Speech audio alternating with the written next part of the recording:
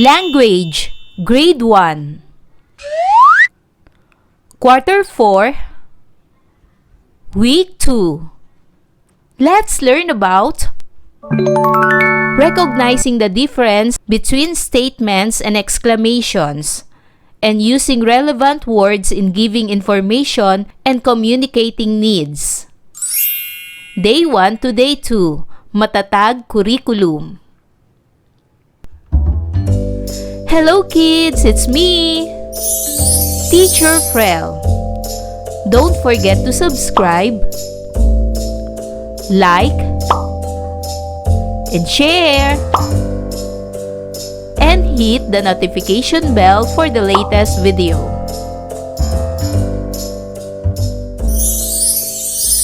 For today's lesson in Language 1, we will discuss about recognizing the difference between statements and exclamations, and using relevant words in giving information and communicating needs. Day 1. Learning objectives. At the end of the lesson, the learners can recognize the features of their first language and other languages in the environment context. Tell how language reflects cultural practices and norms through sharing about the languages spoken in the environment. Share words and phrases in first language. And recognize the difference between statements and exclamations in terms of intonation. And respond appropriately to the change of tones and cues through facial expressions and body language. Magandang araw mga bata! Kumusta kayong lahat? Pinag-aralan natin noong nakaraang linggo ang mga pamilyar na katawagan sa mga tao sa kapaligiran. Ang mga halimbawa ng mga pamilyar na katawagan sa mga tao sa kapaligiran ay street sweeper, basurero, traffic enforcer, hardinero, pulis, at marami pang iba. Bakit kaya ang mga lugar ay may mga pangalan? Ano ang pangalan ng ating bayan o barangay o kalye kung saan matatagpuan ang paaralan? Alam niyo ba kung saan galing ang pangalan nito? Sa ating bayan, ano ang mga pagkain na paboritong kinakain sa atin? Maaring sa ating bayan makakabili ng sapin-sapin, o ng palabok, o ng kare-kare. Ano ang pagkakataon na niluluto ang mga pagkain na ito? Karaniwan, ang mga pagkain na ito ay inihahanda tuwing may okasyon. Maaring kaarawan, o kaya naman tuwing Pasko, o kaya naman tuwing may piyesta sa barangay. Anong mga lugar na alam nyo na may kakaibang pagkain? Ang bawat bayan sa Pilipinas ay kakaiba. Ang mga pangalan ng bayan, pati ang mga kalye ay hango sa pangalan ng bayani, sikat na tao, ang katawagan sa ating wika ng prutas, puno, at magandang kaugalian. Halimbawa ay ang lalawigan ng Rizal at Rizal Avenue na ipinangalan sa ating pambansang bayani na si Dr. Jose Rizal. Pag-aaralan natin ngayon ang kaibahan ng pahayag na nagsasalaysay at pahayag na nagpapakita ng matinding damdamin tungkol sa iba't ibang gawain sa kapaligiran. Gayun din ang maayos na pagtugon sa pagbabago ng tono at pahiwatig sa pamamagitan ng ekspresyon ng mukha at wika o galaw ng katawan. Ito ang mapa ng Pilipinas. Matatagpuan dito ang lalawigan ng Pampanga sa bahagi ng Luzon. Matatagpuan ang Mount Arayat sa lalawigan ng Pampanga. Ito ay isa ring natutulog na bulkan at sikat bilang tourist destination. Kung ikaw ay nasa lalawigan ng Cavite, halos malapit na lamang ito sa lalawigan ng Pampanga. Ang mga lalawigang ito ay nasa pagitan ng Metro Manila. Tinatayang 90 hanggang 120 kilometro ang layo nila. Depende sa eksaktong bayan at rutang dadaanan. Ang Pampanga ay nasa gitnang bahagi ng Luzon. Sikat ang Pampanga sa masasarap na pagkain. Ang isang sikat na pagkain dito ay sisig. Ang mga binanggit na pangungusap ay nagsasabi ng impormasyon. Ang impormasyon ay tumutukoy sa mga datos o kaalaman na naproseso, inayos at naunawaan upang maging makabuluhan at kapaki-pakinabang. Ito ay ginagamit upang makapagbigay linaw, makapagbatid o makatulong sa paggawa ng tamang pasya. Nakakain na ba kayo ng palaka? Ito ay isang uri ng palakang bukid. Karaniwan, ito ay piniprito. Nakakain ka na ba ng kulisap na kuliglig? Karaniwan, ito naman ay sinasangag. Anong lasa nito? Maraming nagsasabi na ang lasa ng palakang bukid kapag niluto ay lasang manok. At ang lasa naman ng sinangag na kuliglig ay kalasa ng sinangag na dilis. Maaring ang salitang inyong nabanggit ay, "Wow, masarap yan!" Maari ring, "Hindi pa ako nakakain yan." At maaari ring, "Kinakain pala yan?" Ang ilan sa mga binanggit nating salita o parirala ay nagsasabi ng matinding damdamin. Ang nagsasabi ng matinding damdamin ay tumutukoy sa pagpapahayag ng malakas o matitinding emosyon tulad ng galit, tuwa, lungkot, takot o pagkagulat. Ipinapakita nito ang lalim ng nararamdaman ng isang tao sa pamamagitan ng salita, kilos o tono ng boses. Maraming kakaibang bayan sa Pilipinas na may espesyal na pagkaing Pilipino at makulay na pagdiriwang o festival o fiesta. Isa na dito ang probinsya ng Pampanga, kung saan matatagpuan ang Mount Arayat, ang sinasabing tirahan ni Mariang Sinukuan. Ngayon ay makinig ng mabuti sa babasahin kong talata tungkol sa mga pagkain na sikat sa Pampanga. Ang mga dumadalaw sa Pampanga ay kumakain ng espesyal na pagkain sa Pampanga kagaya ng sisig, betute, kamaru, at tibok-tibok. Ang sisig ay isang ulam o pulutan na gawa sa iba't ibang parte ng baboy. Kadalasan ay mula sa ulo o mukha ng baboy, pati na rin ang atay ng baboy. Masarap ang sisig at sikat ito hindi lamang sa Pampanga kundi pati sa ibang lugar sa Pilipinas. Palibhasa ay maraming palayan sa Pampanga kaya marami ring palaka at kuliglig na niluluto at kinakain ng mga taga Pampanga. Ang piniritong palaka ay tinatawag na betute at ang adobong kuliglig naman ay tinatawag na kamaru. Sikat na panghimaga sa Pampanga ang tibok-tibok. Tinatawag itong tibok-tibok kasi parang tumitibok na puso ito.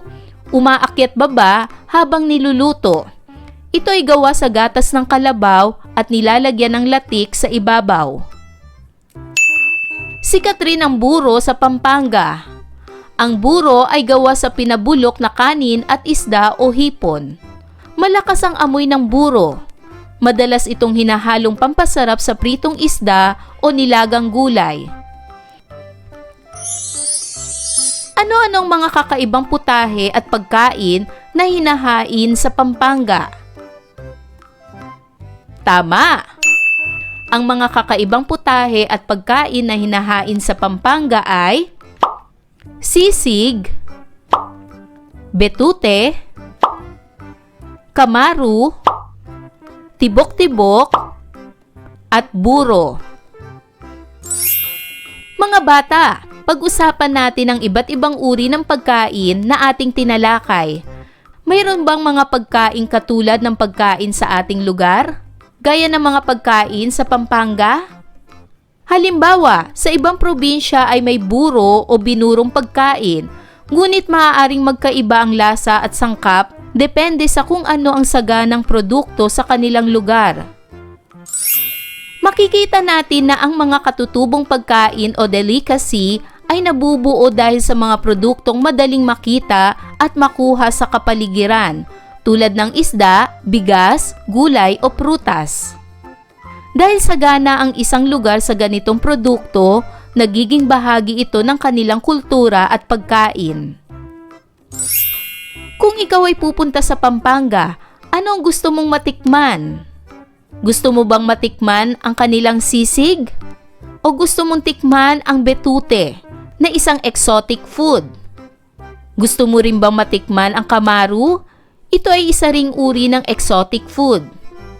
O ang tibok-tibok, na sa ibang lugar, ito ay tinatawag na maha blanca. At ang buro.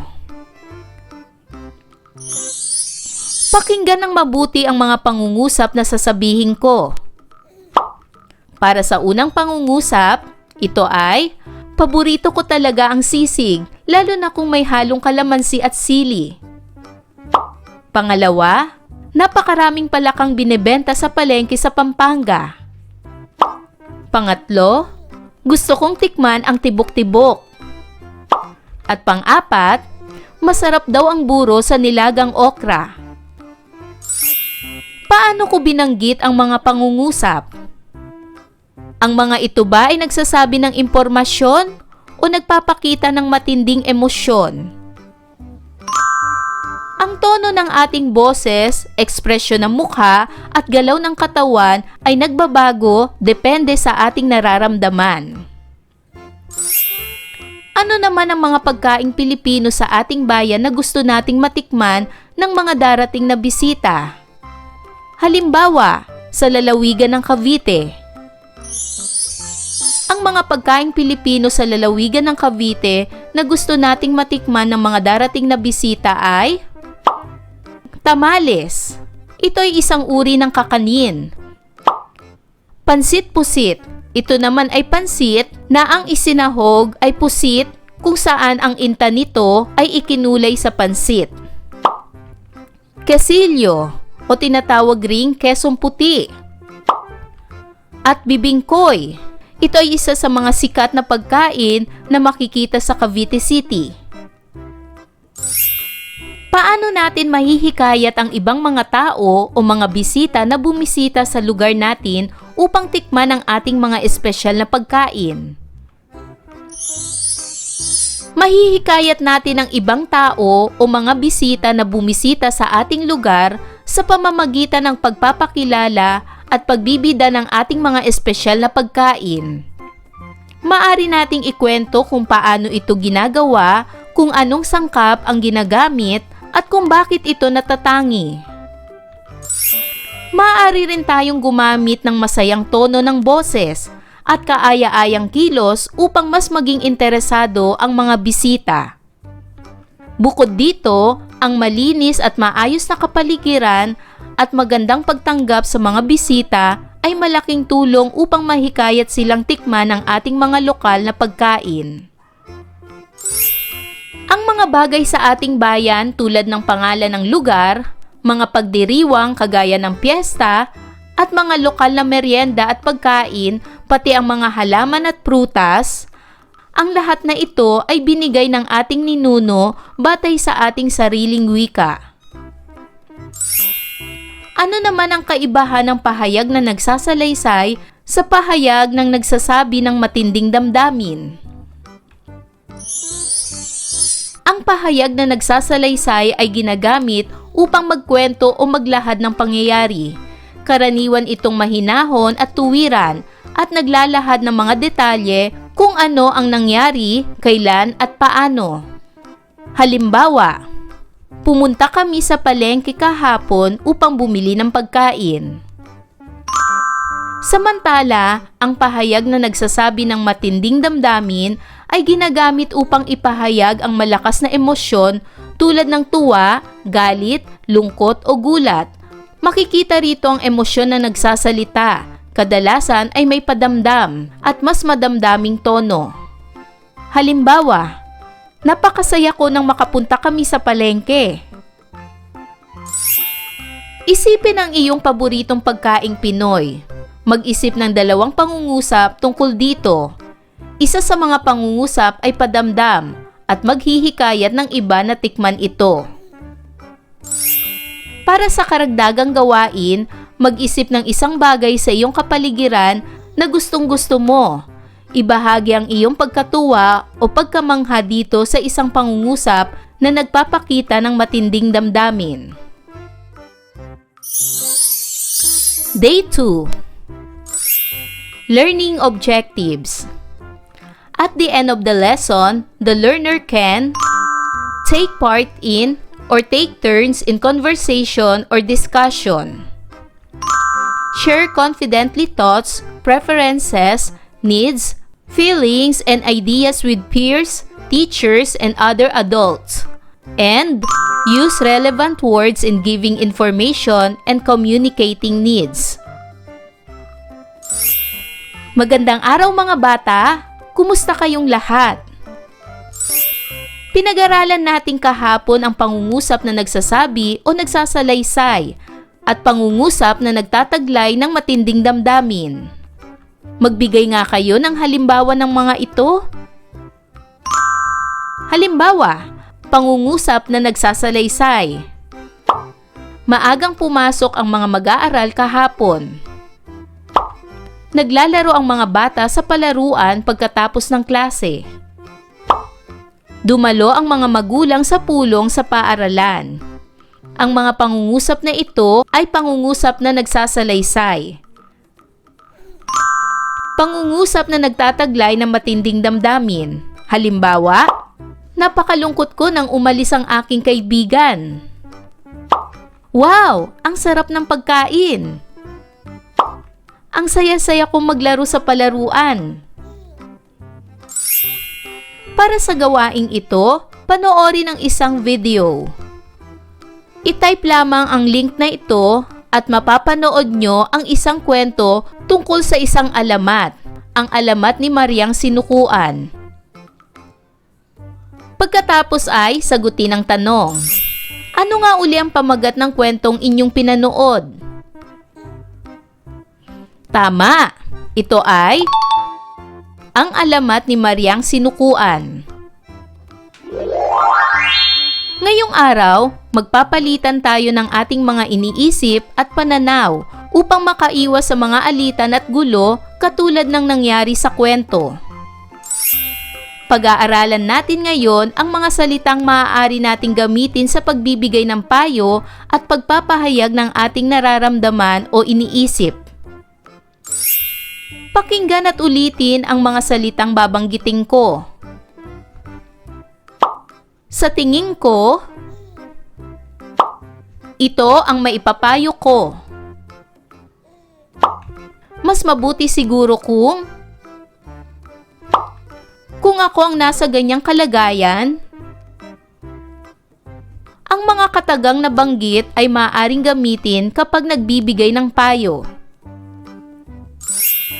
Mula sa kwentong ating napanood, ang alamat ni Mariang Sinukuan, kung mapapansin natin, nagsimula ang alitan at di pagkakaunawaan dahil marami sa mga tauhan ay nadala ng takot. Ano ang kinakatakutan ng alitaptap?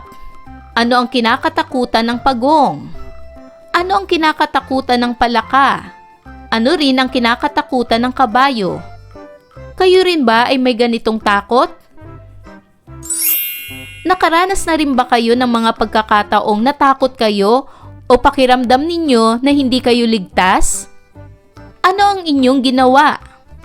Ano ang mga bagay na nakapagpakalma sa iyo para hindi na kayo matakot? Ang naging punot dulo ng kaguluhan ay ang pagkilos ng padalos-dalos ng marami sa mga hayop. Nangyari na rin ba sa inyo na kumilos kayo ng padalos-dalos at nakasama ito sa iyo at sa mga kasama mo? Ano ang nangyari?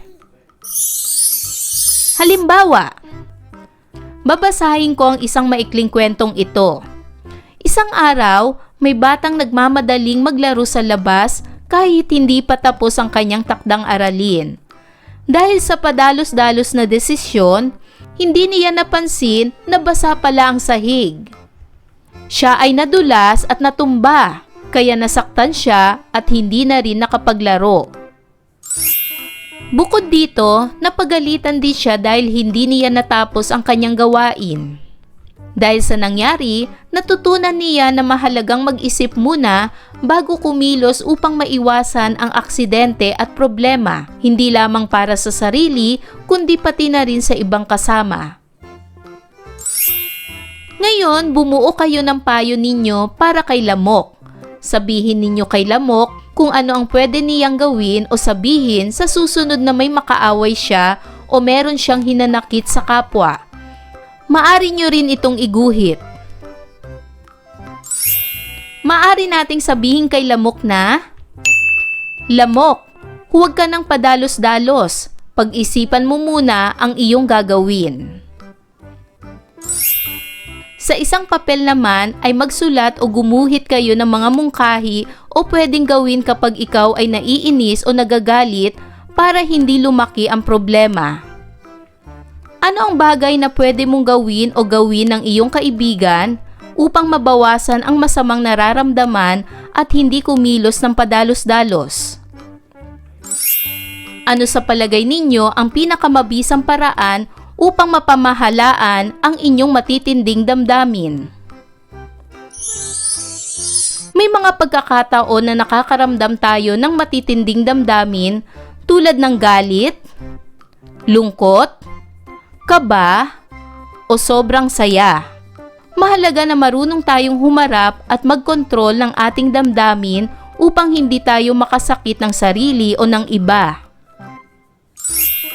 May 5 paraan upang mapamahalaan ang matitinding damdamin. Una, pagpapahinga o relaxation. Huminga ng malalim, umupo ng tahimik o pumikit sandali upang kumalma ang katawan at isipan. Pangalawa, paglihis ng atensyon o distraction.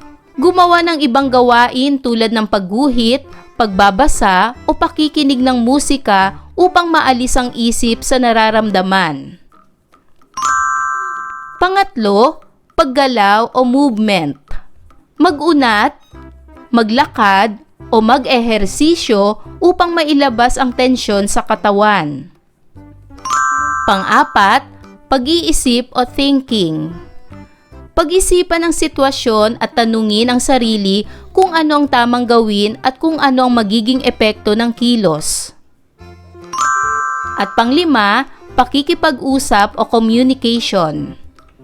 Ibahagi ang nararamdaman sa guro, magulang o kaibigan upang makatanggap ng tulong at payo. Iba-iba ang epektibong paraan para sa bawat isa. Kaya mahalagang kilalanin kung alin ang pinakaangkop sa atin at ipakita o isagawa ang napiling paraan upang matutunan natin kung paano gamitin ito sa tunay na buhay. Alin sa 5 paraan ang paborito ninyo? Ito ba'y ang pagpapahinga o relaxation? Paglihis ng atensyon o distraction? Paggalaw o movement? Pag-iisip o thinking, at pakikipag-usap o communication? Gawin ninyo ang inyong napiling paraan. Magmuni-muni at tapusin ang mga pahayag na ito. Ang natutuhan ko ngayong araw ay, isa sa mga natutuhan kong paraan para maging mas kalmado ay, importante ang pagsalita at pagkilos ng mahinahon at hindi padalos-dalos dahil para naman sa karagdagang gawain, gamitin sa pakikipag-usap sa inyong tahanan ang mga salitang natutuhan sa pagsabi ng iyong nararamdaman at pangangailangan. Ayan mga bata, naunawaan niyo ba ang ating aralin sa araw na ito? Kung ganon, magaling! Mga bata, sana'y marami kayong natutunan sa ating aralin. Hanggang sa susunod na video lesson, paalam! Thanks for watching!